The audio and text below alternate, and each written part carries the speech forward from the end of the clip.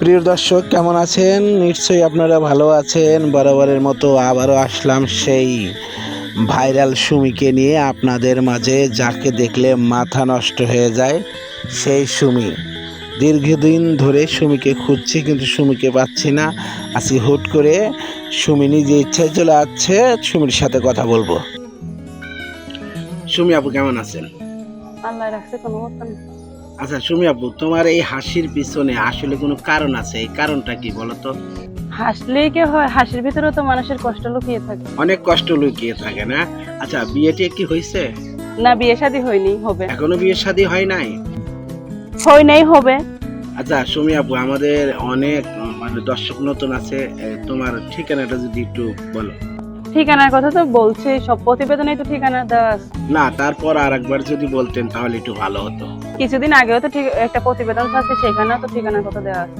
তার মানে কি এবার কি ঠিকানা বলতে চাচ্ছ না? বলতে চাবো না কেন? অবশ্যই বলছি, ঠিকানার কথা তো বলতেই হবে।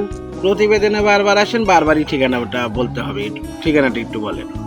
ও তারা কি কি প্রতিবেদন করতেছে, একটু ভালো করে কর না। তোমার অ্যাড্রেসটা জানতে চাচ্ছি, তোমার ঠিকানাটা জানতে চাচ্ছি, তুমি বর্তমানে এখন কোথায় থাকো সেটা জানতে চাচ্ছি। গ্রামের বাড়ি নোয়াখালী। ও, নোয়াখালী, রাইট। নোয়াখালী, লক্ষ্মীপুর। বর্তমানে কি কাজ করতেছো? গার্মেন্টসে চাকরি করি। বেতন কত করে দেয়? 8,000। আজকে কি ছুটি? আজকে ছুটির দিন না, আজকে আমার ভালো লাগেনি, বিদায় যায়নি, মাথাটা বেশ করতেছে। তো কি বিয়ে শাদী হইলো না? বিয়ে শাদী হবে না কেন? মনের মতন মানুষ পেলে অবশ্যই হবে। এই সুমি আপু, গার্মেন্টসে তো অনেক সুন্দর সুন্দর ছেলে আছে, তো তারা কি বিয়ের প্রস্তাব দেয় না? হবে না কেন? দেবেই তো। তো তুমি প্রতিবেদন করতে আসছো কেন? প্রতিবেদন করতে আইছি, কষ্টের কথা জানাইতে আইছি, তাদের যদি ভালো লাগে সেরকম মনের মতন একটা মানুষ পাই, পাশে এসে দাঁড়ায়। প্রিয় দর্শক, খেয়াল করে দেখেন সুমি কত বড় লম্বা। আমাদের চ্যানেল অনেক মেয়েই আসে কাজ করার জন্য, কিন্তু সুমি ওর মতো সুন্দরী, ওর মতো স্মার্ট, ওর মতো লম্বা মেয়ে আমরা খুবই কম পাই। সুমির এই জন্য সিরিয়ালও বেশি, সব কিছুই বেশি। কত ফুট লম্বা সুমি? হইলাম 5 ফুট 5 ইঞ্চি 7 ইঞ্চি। তুমি কত ফুট হবে, কত ইঞ্চি হবে? আমি কি ম্যাপে জিবে রাখছি? সুমি আপুর পড়াশোনা কতটুকু? পড়াশোনা করিনি। একদমই করেন নাই? তো এখন কি কাজ করেন আপনি? গার্মেন্টসে চাকরি করি, এইটুকু, এর বেশি তো কি? বুঝলাম, তো গার্মেন্টসে কাজ করেন, কি কাজটা করেন? সেলাই মেশিন এর কাজ আছে। খাওয়া দাওয়া হয়েছে? খাওয়া দাওয়া আর কি করবো, গরিবের আর খাওয়া দাওয়ার কোনো কি ঠিক? আচ্ছা, তোমার পরিবারে কে কে আছে?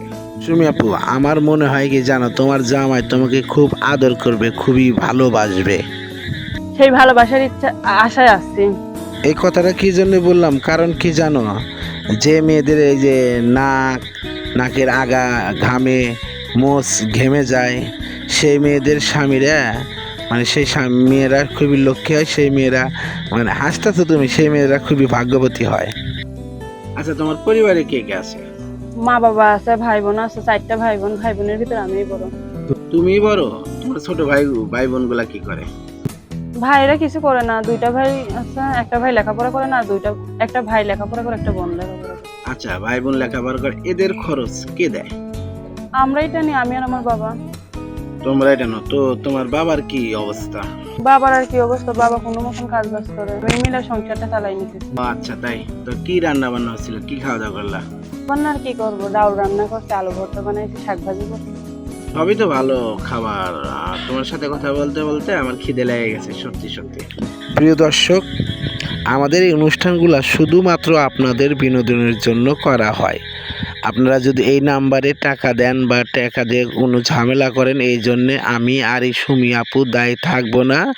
শুধু মনে রাখবেন, এটা আপনাদের একমাত্র বিনোদনের জন্য করা। কেউ আবার সুমির হাসি দেখে পাগল হয়ে ওর নাম্বারে। সুমি আপু, কাউকে কি রান্নার হাত দেখাইছো? না, রান্নার হাত কারোর দেখিনি, সেরকম মনের মতন পাইনি, এই জন্য রান্নার হাত দেখাইনি। তাহলে দর্শককে বলো যে আমার রান্নার হাত দেখাইতে চাই একজন ভালো মনের মানুষ পাইলে। আমার রান্নার হাত তো দেখাতেই চাই, ভালো মনের মানুষ পেলে দেখাবো না কিসের জন্য? তো কিরকম লোক চাও জ্বালানোর জন্য?